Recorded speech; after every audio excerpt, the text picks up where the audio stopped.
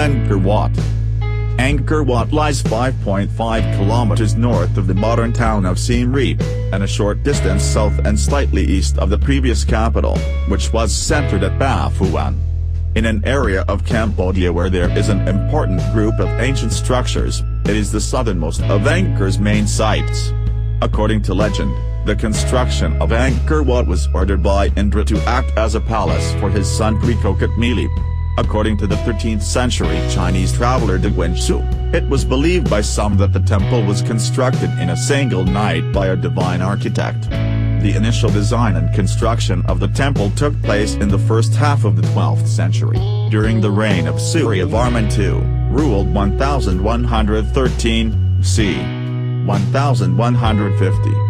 Dedicated to Vishnu, it was built as the king's state temple and capital city.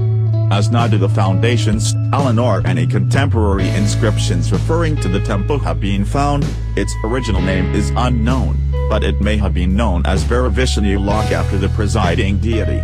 Work seems to have ended shortly after the king's death, leaving some of the bas-relief decoration unfinished. In 1177, approximately 27 years after the death of Suryavarman II, Angkor was sacked by the Chams, the traditional enemies of the Khmer.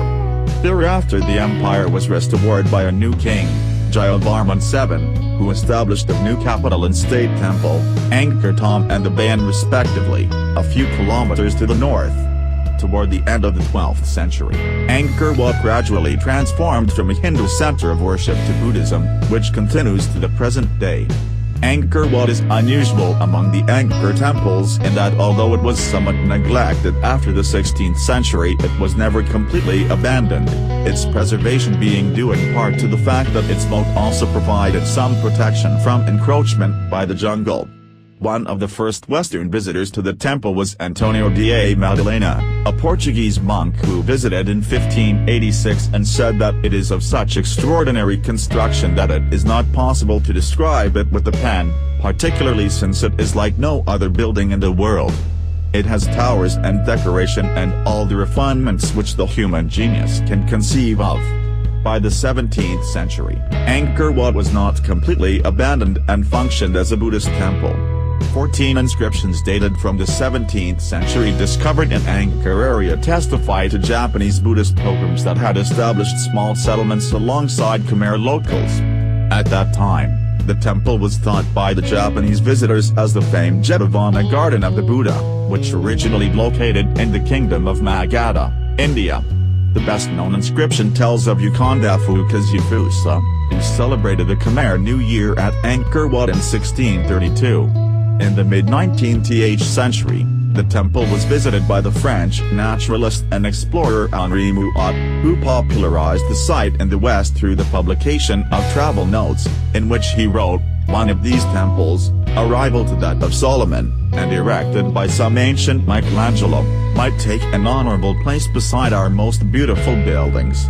It is grander than anything left to us by Greece or Rome, and presents a sad contrast to the state of barbarism in which the nation is now plunged." Mouat, like other early Western visitors, found it difficult to believe that the Khmers could have built the temple and mistakenly dated it to around the same era as Rome. The true history of Angkor Wat was pieced together only from stylistic and epigraphic evidence accumulated during the subsequent clearing and restoration work carried out across the whole Angkor site. There were no ordinary dwellings or houses or other signs of settlement, including cooking utensils, weapons, or items of clothing usually found at ancient sites. Instead, there is the evidence of the monuments themselves.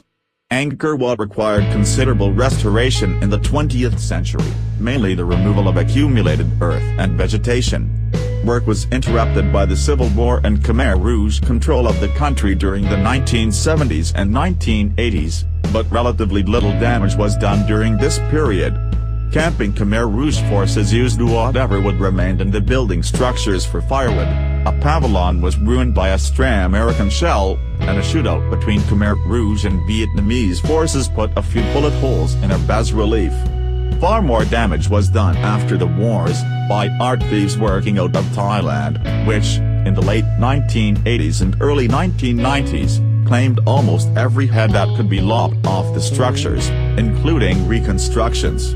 The temple is a powerful symbol of Cambodia, and is a source of great national pride that has factored into Cambodia's diplomatic relations with France, the United States and its neighbor Thailand.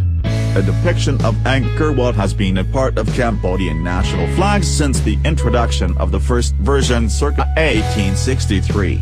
From a larger historical and even transcultural perspective, however, the Temple of Angkor Wat did not become a symbol of national pride sui generis but had been inscribed into a larger politico-cultural process of French colonial heritage production in which the original temple site was presented in French colonial and universal exhibitions in Paris and Marseille between 1889 and 1937. Angkor Wat's aesthetics were also on display in the plaster-cast museum of Louis Delaporte called Musée Indochinois, which existed in the Parisian Trocadero Palace from c. 1880 to the mid-1920s.